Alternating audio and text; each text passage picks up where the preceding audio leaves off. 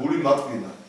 დირექტორების რომელიც რომ მოხდა ასეთი შეხვედრა და აგერ იმა იყოს მოგი არ იყო ეს ჟურნალისტი იყო რომელიც ეკითხება რამოდენიმე სოფლის დირექტორს რომ ხო არ გაუმნევა კაცო რომ აბა გაშანტაჟა გატერორა უთხარი რომ იყო შეხვედრა მორჩა რაც იყო ის გეთქვა ამან მაფიქრებინა მეთქი რომ ხო არ წავიდე კაცო მე ამან ხალხში მინდა ამან ხალხში მინდა ძლიერებში მინდა ამ დეგნერატებს ამათ რა უნდათ იცი ამათ უნდათ რომ მონაყოფილიყავი მორჩილი ყოფილიყავი იცით რომ ამათ მარტო ახსენდებოდით ხოლმე არჩევნებში და ყველამ კარგად ვიცით ეს არჩევნები ძალაუნებურად აბა 20 კაცი მოიყვანობა მიტინგია ის ამდენივე და ესეთი რაღაც ძალაუნებურად მასწავლებელს პრესტიჟს უკარგავდა ერთ-ერთი რაც რომ პრესტიჟს უკარგავდა მასწავლებელს ძალაუნებურად არჩევნების სისტემაც იყო არჩევნებში მასიურად მასწავლებს აი მოდით მე ასეთი იმას ნაპატიეთ რომ შევასწავლეთ მაგრამ უარი თქვით როცა იქნება არჩევნები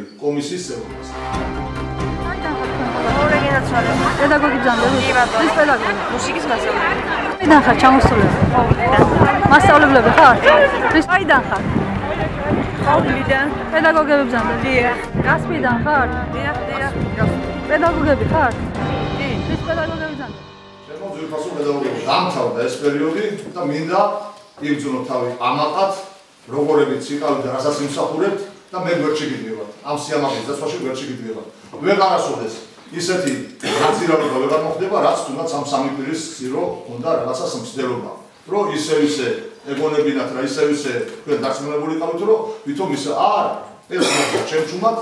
კიდევ მეორე მე არც ჩავლეულ ვარ და არც არასოდეს არ ჩავლენები, სრული თავისუფლება გააქვთ და რაღაც გვერდში გიდგებათ ამ სიამაყის დაცვაში.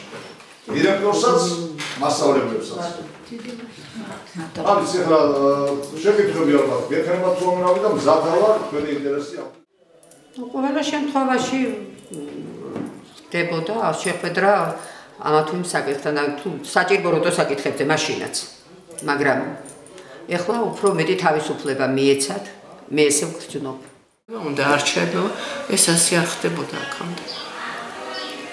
იყო გარკვეული ზეწოლები. იყო ახლა პედაგოგიურ კოლექტივს ეყრდნობოდნენ. მართალია სხვებიც იყვნენ ხოლმე საარჩევნო კამპანიაში ჩართულები, საზოგადოების სხვა ორგანიზაციის წარმომადგენლები, მოსახლეობაც იყო ხოლმე, მაგრამ უმეტესად ძირითადი ძალა პედაგოგიური კოლექტივი იყო ხოლმე.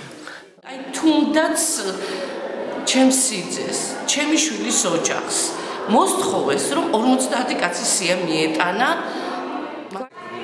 და პედაგოგიური კოლექტივი და სოფელში სკოლა ყველაზე ძლიერი ბირთვია. ოლეგიაზე ისე მოგვეწონა დოვესელებს რომ რამის მივედი გადავხოზე აი კაცი მაგდაერი 10 რომ